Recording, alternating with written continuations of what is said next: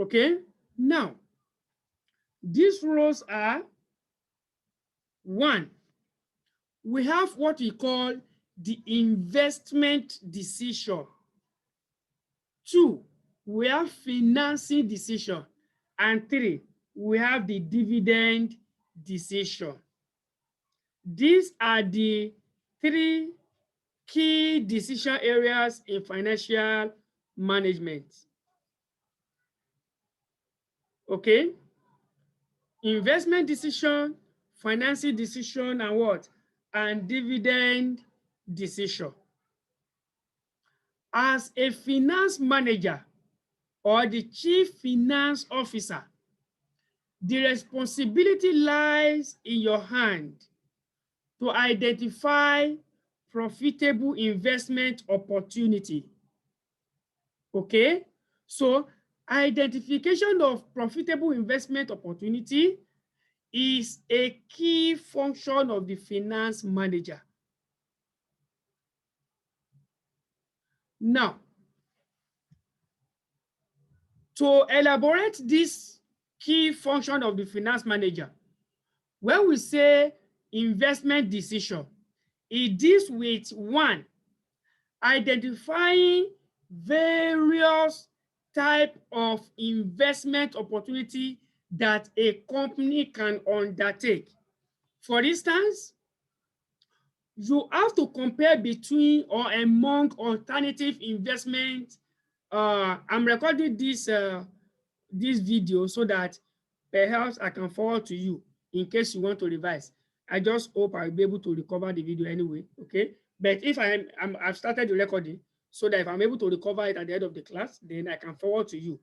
As we finish the class, I forward to you so that if you need to revise, it will be a great opportunity for you to revise, okay? I think that is better, right?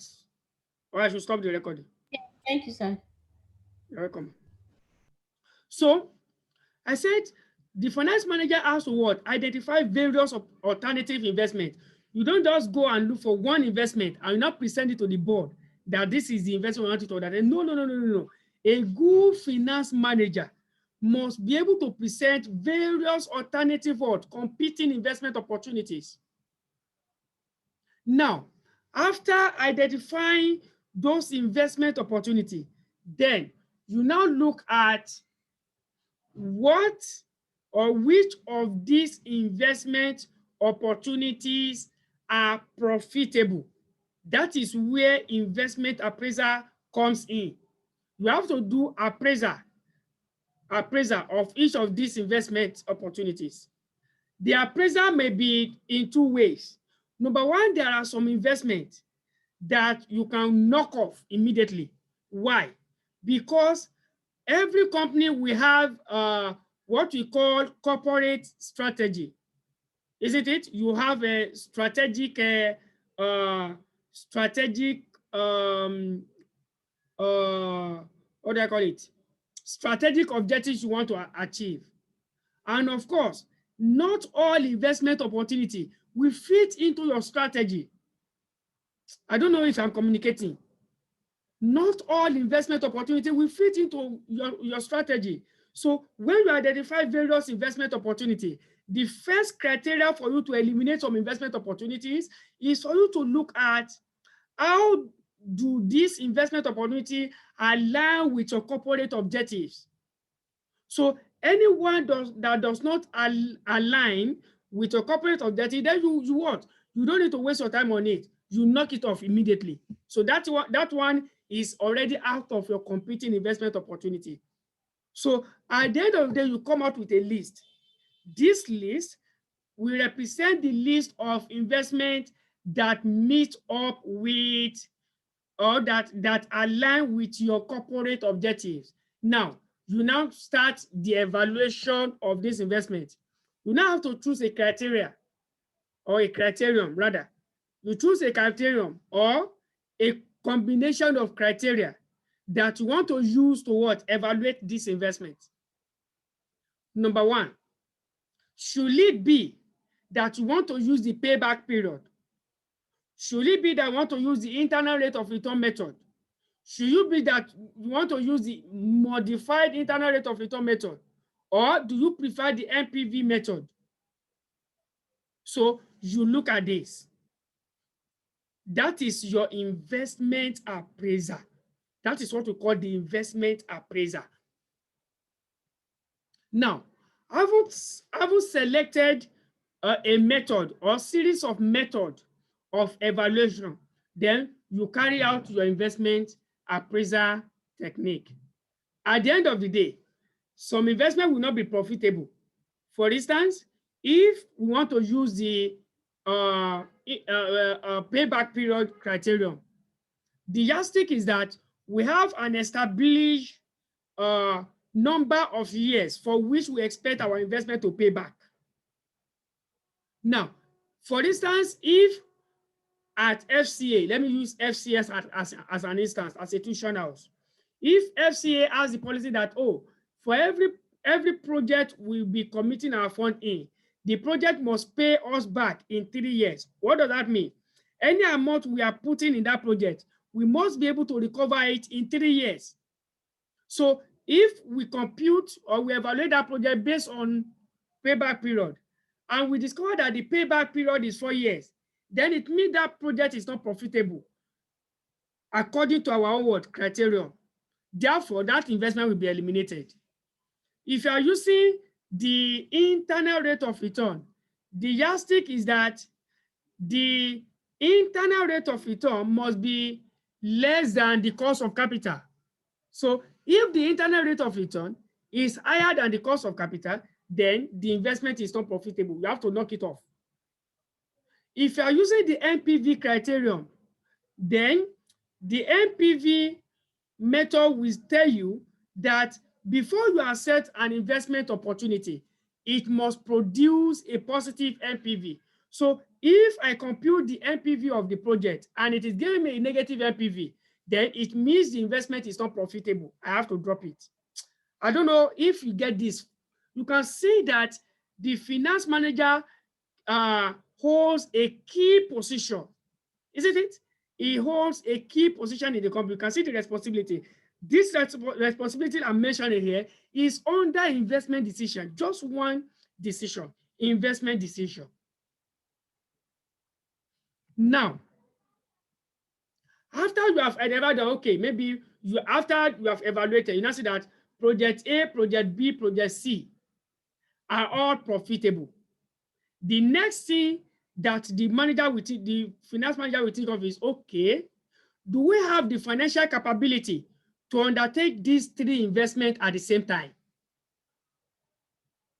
Okay, now, if you look at our resources, maybe to undertake those projects, we need the total sum of 20 million naira. But when we look at our purse, we can only accommodate 15 million naira. What do?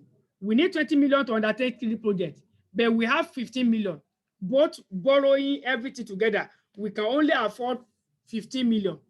It means we cannot undertake these 3 projects, right? Then you have to come up with a strategy of what we call capital rationing. It means you have to ration your capital among these 3 competing investment opportunities. So we are going to discuss capital rationing in detail when we come to investment appraiser. So this is just the theoretical area that you need to know. In case a question asks you to explain the functions of the financial manager, or you are asked what are the key decision areas of financial management. So any question on this before I move to the next area? Do we have any question on investment decision?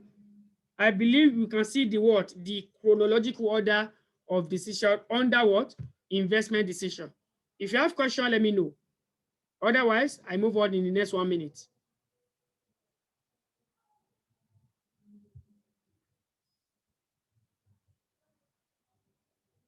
Okay. Please, if there is question, no, don't keep quiet too.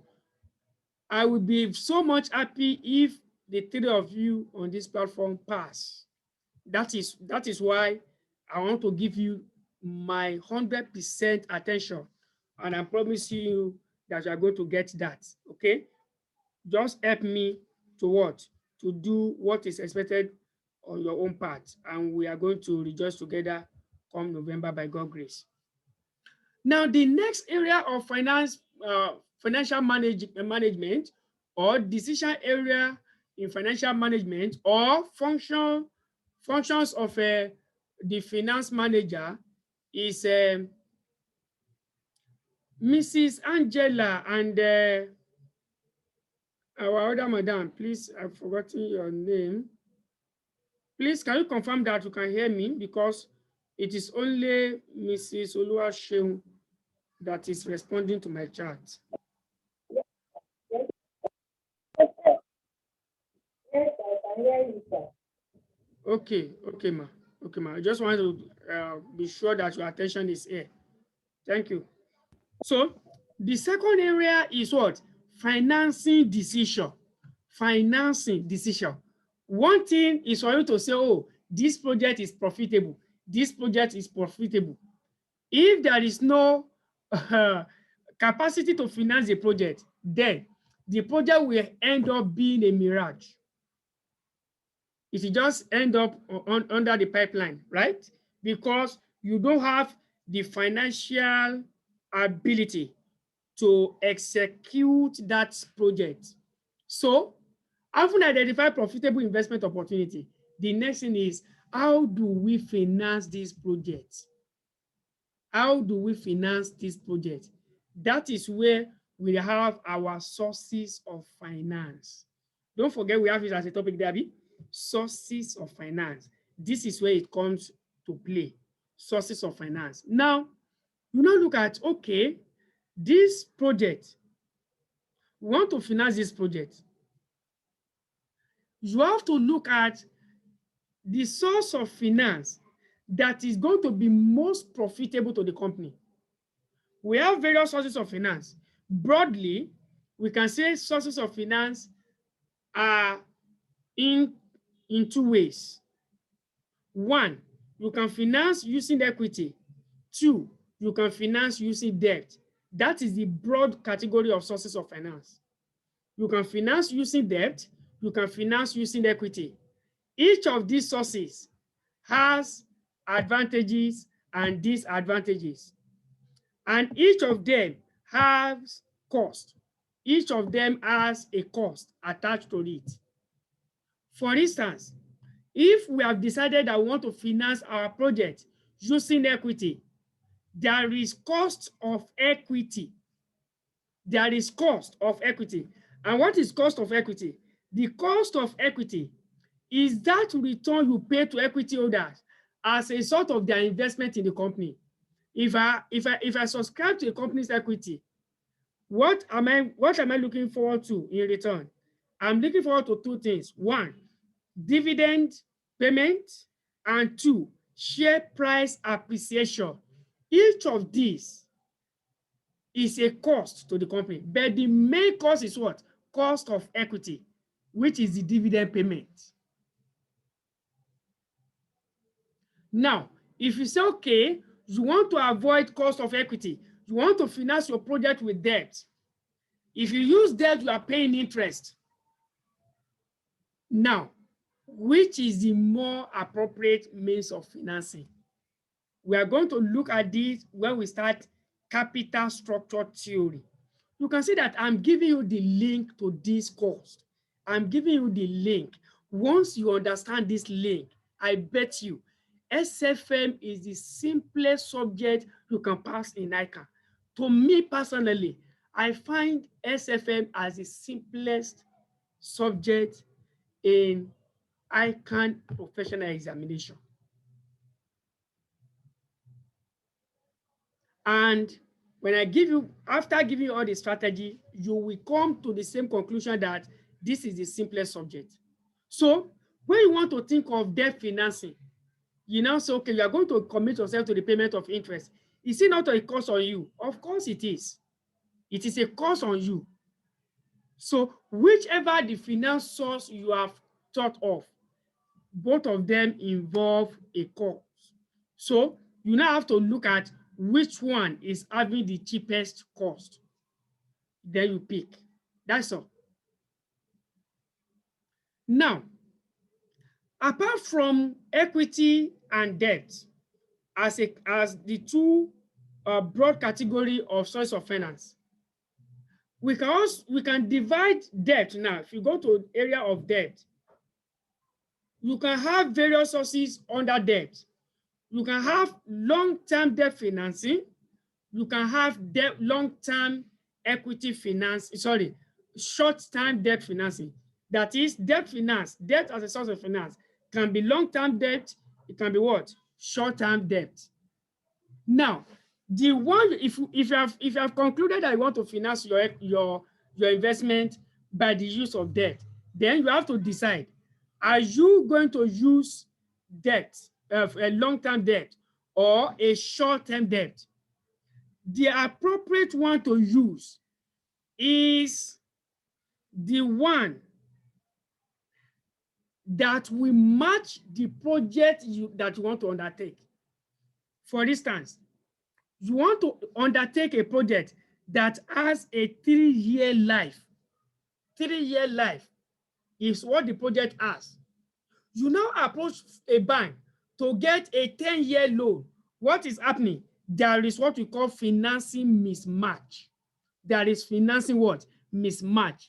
Now, an examination question can ask you, don't forget that at the professional level, what you are going to face is scenario. Abi? The question will give you a case study. Now, the question can give you project that the company want to finance, and they give you the duration of the project. They now ask you, you should recommend the appropriate sources of financing that project. How will you recommend?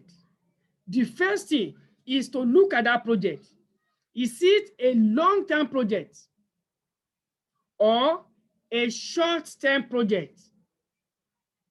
Now, if it is a long-term project, you can say, okay, we can choose equity financing or debt financing. Because it is long-term, both of them are long-term sources of finance. Now, if the project is a short-term project, 3 years, for instance, or even 5 years, it's still short-term. Now, you now think of, it means equity is out of it, because equity is a long-term source of finance. So equity should not be recommended. Then you now think of what? Debt. And what type of debt?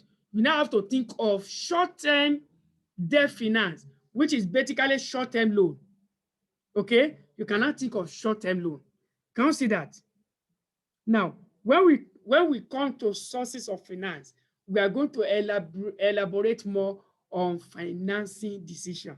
But I believe we already have a clue with the little I've been able to explain it. So that is financing decision. You identify the appropriate means of finance, whether equity, whether debt. If it is debt, whether short-term or short-term, long-term or short-term debt financing. Very, very important. And I've just given you the criteria for you to decide whether you are going to suggest long-term debt or short-term debt or equity. Now, the last aspect is dividend decision. Dividend decision. Dividend decision is the decision that involves the determination of what amount of dividend are we willing to pay from our profit. When you make a profit, okay, when you make a profit, you want to decide, out of this profit, how much am I paying to my shareholders as dividend, and how much should be retained? I want to tell you that decision is not an easy decision to make, because it is a function of the availability of, one, profitable investment opportunity. 2, cash flow position of the company. Please, do you have your daughter with you? The dividend decision is based on what? Can be taken based on 2 yardstick, okay? 2 yardstick. Number 1 is that, do we have investment opportunity that we want to finance? Okay. Number 2 is that, do we have enough cash to pay dividends? Do you understand now? Now, if you want to finance a project, like I explained earlier, apart from being long-term and short-term, you can classify your financing into what? Internal and external. Sources of finance can be internal or what? Or external. Now, if you have projects lined up to be financed and you make a profit, before a company will pay out dividend, the first thing is they will think of, okay, let us see the amount we need to finance this project first. It means the company wants to use internal sources of finance, because to finance a project internally is cheaper than financing using equity source. For instance, retained earnings. You have retained earnings. Retained earnings is your money. If I decide to use my money, I'm not paying anybody any return. So it is what? It is free of cost. I use it on my own. I'm not paying anybody for it. There is no cost attached. So it is cheaper. So if I make enough profit, before I will pay dividend, I will look at, do I have commitment? Do I have commitment in terms of project financing? If I do, I will finance those projects first before paying dividend. So after the payment of dividend, the remnant of the what? Of the profit cannot be deployed to what? To the payment of dividend. 1. Number 2 is, there is difference between profit and cash flow. You can make 10 billion naira profit and you don't have 1 million in your account. Very, very possible. So there is a clear distinction between profit and cash flow. Yes, you made a profit of 10 million naira. Do you have that 10 million naira in your account? No. Because the profit are what? Combination of non-cash items. Revaluation surplus. Okay? Reversal of impairment. Can you see that now? What else? Provision for bad debt. You understand? All these depreciation, all these are non-cash items. But they are what? They are considered in the determination of your profit. So, Oga, you are not having 10 million naira in your account, despite the fact that you made a profit of 10 million. So, what is the problem? Even though we want to make profit, we want to pay dividend, even though we want to pay dividend, we have to look at our actual cash flow in the bank. If there is no cash, what do you pay as dividend? Nothing. So, dividend decision is a factor of what? Availability of projects to be financed and cash flow. Now, another important factor that determines dividend decision is the fact that companies will have, every company will have a policy, right? Every company will have a policy. Every function of the company will have policy, okay? So there is what we call dividend policy, which is another topic we are going to discuss. There is dividend policy. The payment of dividend will depend on the dividend policy of the organization. So for dividend policy, we can have what we call constant dividend payments. Okay? And what? And fluctuating dividend payments as a policy, for instance. Now, when we say a company has a constant dividend policy, it means year in, year out, the company is paying a constant percentage of his profit as dividend, regardless of profitable investment. For instance, every year it is our policy to pay 30% as dividend. Can you see that? So even though we have millions of projects lined up to be financed, we are paying 30% of whatever profit we make in a year out as dividend. That is constant dividend policy. Now, students do confuse when we say constant dividend policy. They always think that constant dividend policy is it means pay the same amount of money as dividend. No, no. It does not make, for instance, paying 5 million